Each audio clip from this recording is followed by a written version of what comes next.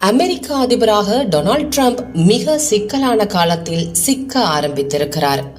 எந்த ஒரு அமெரிக்க அதிபருக்கும் ஏற்படாத நிகழ்வு அவருக்கு ஏற்பட ஆரம்பித்திருக்கிறது. அவர் பிறப்பிக்கும் உத்தரவுகளை அமெரிக்க நீதிமன்றம் தடை செய்கிறது. அவர் எடுக்கும் முடிவுகளை செனட் சபையில் வைத்து கிழித்தெடுக்கிறார்கள். இவை எல்லாவற்றுக்கும் மேலாக உலகம் முழுவதும் டல்லடிக்கும் டாலர் தனது மதிப்பை இழந்து வருகிறது. உலகம் முழுவதும் கவனிக்கும் உக்ரைன் ரஷ்யா மோதல் அடுத்த கட்டத்திற்கு நகர்ந்து விட்டது. ஆனால் இதை டொனால்ட் ட்ரம்புக்கு தெரிவிக்கவில்லை உக்ரைன். அவருக்கு தெரியவும் இல்லை. தற்சமயம் கேட்டால் அடித்துக்கொண்டு சாகட்டும் என்கிறார் ட்ரம்ப். இது பலரையும் முகம் சுளிக்க வைத்திருக்கின்றது. இரண்டாம் ஆட்சிக்கால நிர்வாகத்தின் தொடக்கத்தில் எலான் மஸ்கை ஆஹா ஓஹோ என்றார் ட்ரம்ப். அவருக்கு என்றே ஒரு தனித்துறையை ஏற்படுத்தி அதற்கு டாஜ் கமிட்டி என பெயர் கொடுத்து அதற்கு வானளாவிய அதிகாரமும் கொடுத்தார். ஆனால் அவரோ போய் வா ராசா என்கின்ற கதையாக கிளம்பிவிட்டார். போதா குறைக்கு ஓர் தனி கட்சியை உண்டாக்க முடிவு செய்து கருத்து கணிப்பை தனது எக்ஸ் தளத்தில் நடத்த யாரும் எதிர்பாராத வண்ணம் 83% பேர் ஆதரவு தெரிவித்திருப்பது ட்ரம்ப் நிர்வாகத்தை அதிர வைத்திருக்கிறது. உடனடியாக ட்ரம்ப் எலான் மஸ்க் நிறுவனங்களுக்கு செல்லும் அமெரிக்க நிதியை ஏன் பைடன் நிர்வாகம் தடை செய்யவில்லை என கேள்வி எழுப்பி பைடன் காலத்தில் போடப்பட்ட ஒப்பந்தத்தை மறு ஆய்வு செய்ய போவதாக பொதுவெளியில் அறிவித்து அதிரடி காட்டினார். இத்தோடு மஸ்கும் விடவில்லை.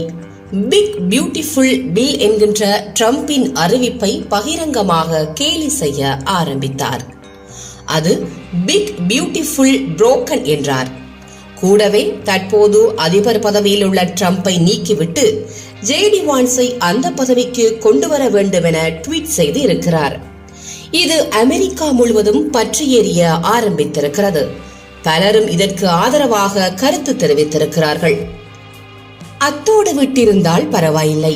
ட்ரம்பிற்கு பெசோஸ் எப்ஸ்டீன் என்கின்ற நாடறிந்த பாலியல் குற்றவாளியோடு தொடர்பு இருப்பதாக கொளுத்தி போட்டிருக்கிறார். இதுதான் பலரையும் பதபதைக்க வைத்திருக்கிறது. 6 மாதத்தில் ஏன் இத்தனை புகைச்சல்? என்னவாயிற்று டொனால்ட் ட்ரம்புக்கு என்கின்ற கேள்வி உலகம் முழுவதும் எழுந்திருக்கிறது. இதில் விஷயம் இல்லாமல் இல்லை. ஓர் விதமான உரசல் போக்கை நம் இந்தியாவோடு கொண்டிருந்த ட்ரம்ப் ஏனோ அதை பெரிதுபடுத்தி விட்டார். அதிலும் குறிப்பாக ஆபரேஷன் சிந்தூருக்கு பின்னர் இது வெளிப்படையாகவே தொடர்கிறது. ஏதோ அமெரிக்க அதிபர் முறுக்கில் முரண்டு பிடிக்கிறார் போலும் என்று பார்த்தால் விதண்டாவாதமாகவே சிலவற்றை இந்த சமயத்தில் செய்ய ஆரம்பித்து விட்டார். ஸ்டூடெண்ட் விசாவில் கை வைத்தவர் தொடர்ந்து இந்தியாவில் தொழில் முதலீட்டு திட்டங்களுக்கு தடை, இந்தியர்கள் அனுப்பும் பணத்திற்கு வரி என ஏகப்பட்ட அழிச்சாட்டியங்களை முன்னெடுக்க நம்மவர்களும் பதிலுக்கு திருப்பி சாத்த ஆரம்பித்திருக்கிறார்கள். வரலாற்றில் இது முதல் முறை. இந்திய வெளியுறவுத்துறை மூலமாக சுமூகமான உறவை மேம்படுத்த எடுத்த நடவடிக்கைகளில் ஆர்வம் காட்டாமல் அண்டை நாடான பாகிஸ்தானுக்கு IMF மூலமாக நிதி வழங்க ஏற்பாடுகளை செய்தது ட்ரம்ப் நிர்வாகம். இதனை நம்மவர்கள் ரசிக்கவில்லை. இதனை ட்ரம்ப் முன்னின்று செய்திருப்பது தெரிந்ததும் கொதித்து போனார்கள். இதில் கீதா கோபிநாத் கேரளத்துக்காரர், இவர்தான் தற்போதைய IMF தலைவர். இவரை விட்டுத்தான் பாகிஸ்தானுக்கான நிதியுதவி அளிக்கும் அறிவிப்பை ஆபரேஷன் சிந்தூர் சமயத்தில் அறிவிக்க செய்தார் ட்ரம்ப் என்கின்றார்கள் விஷயம் அறிந்த வட்டாரங்களில். தனது 4 ஆண்டு ஆட்சி காலத்தில் முதல் 6 மாதத்திலேயே பலத்த அடி வாங்கியிருக்கிறார் ட்ரம்ப். ரஷ்யாவுடனான தனது தனிப்பட்ட $500 பில்லியன் ஒப்பந்தம் குறித்து செனட் சபையில் வைத்து கேள்வி கேட்க ஆயத்தமாகி வருகிறார்கள் அவருக்கு எதிரான செனட்டர்கள். சிலர் நீதிமன்றத்தில் வழக்கு தொடுக்க ஆயத்தமாகி வருகிறார்கள். இதனிடையே கனடா தேசத்திற்கு புதிய பிரதமராக மார்க் கார்னி வந்திருக்கிறார். மருந்துக்கும் ட்ரம்பை மதிப்பதில்லை கார்னி. இத்தனைக்கும் கனடா மீது வரி விதிப்பை ஓசைப்படாமல் முழுமையாக அகற்றி இருக்கிறது ட்ரம்ப் நிர்வாகம். இது ஒரு புறம் இருக்க, கனடாவின் ஒட்டாவாவில் இருந்து பிரதமர் மார்க் கார்னி நம் இந்திய பிரதமர் அலுவலகத்தை தொடர்பு கொண்டு பிரதமரோடு பேச விருப்பம் தெரிவித்து காத்திருந்து பேசியிருக்கிறார். இது உளவு தகவலாக டிரம்பின் காதுகளுக்கு சென்று அவரை அசைத்து பார்த்து இருக்கிறது. கனடா பிரதமர் மார்க் கார்னி சுமார் 20 நிமிடங்கள் பேசியதாகவும் இந்த மாதத்தில் அங்கு நடைபெற உள்ள G7 வருடாந்திர மாநாட்டில் கலந்து கொள்ள மோடிக்கு அழைப்பும் விடுத்தார். கனடா இந்தியா நட்புறவை சீர் செய்ய மார்க் கார்னி பெரும் முயற்சி செய்து வருகிறார் என்கின்றார்கள் விஷயம் அறிந்த வட்டாரங்களில்.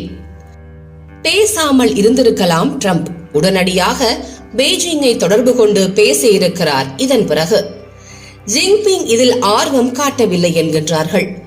இந்த சமயத்தில்தான் எலான் மஸ்கின் வாரிசு நம் இந்தியாவில் சுற்றுப்பயணம் மேற்கொண்டு திருப்பதி சென்று சுவாமி தரிசனம் செய்து திரும்பிய செய்தி ட்ரம்பிற்கு சொல்லப்பட்டது என்கின்றார்கள். ட்ரம்பிற்கு ஏகப்பட்ட இடத்திலிருந்து எதிர்ப்பு கிளம்ப ஆரம்பித்து விட்டது.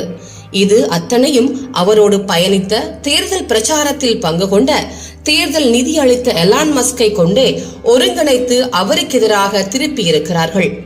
ட்ரம்பிற்கு எதிராக மிகப்பெரிய முன்னெடுப்பை எலான் மஸ்க் செய்ய அவரை நம்மவர்கள் பின்னணியிலிருந்து இயக்குவதாக தகவல் பரவி வருகிறது.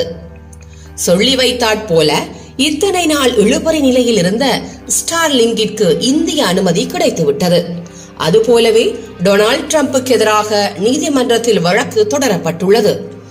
தென்னாப்பிரிக்கா தலைவரை அமெரிக்க ஓவல் அலுவலகத்தில் வைத்து அவமானப்படுத்தியதாக, நிறுவரி தொடர்பாக அவமதிப்பு செய்ததாக வழக்கு பதிவு செய்ய நடவடிக்கைகள் மேற்கொள்ளப்பட்டு வருகின்றன. இதில் களமாட இந்திய வம்சாவளி வக்கீல் ஒருவர் ஆயத்தமாகி வருகிறார் என்கின்றார்கள். சரிப்பட்டு இறங்கி வந்தால் ட்ரம்ப் தலை தப்பும், இல்லை என்றால் பதவி இறக்கம் செய்த முதல் அதிபராக அவர் மாறக்கூடும். இதில் ட்ரம்ப் என்னவாக போகிறார் என்பதை பொறுத்தே டாலரின் வாழ்வு இருக்கும்.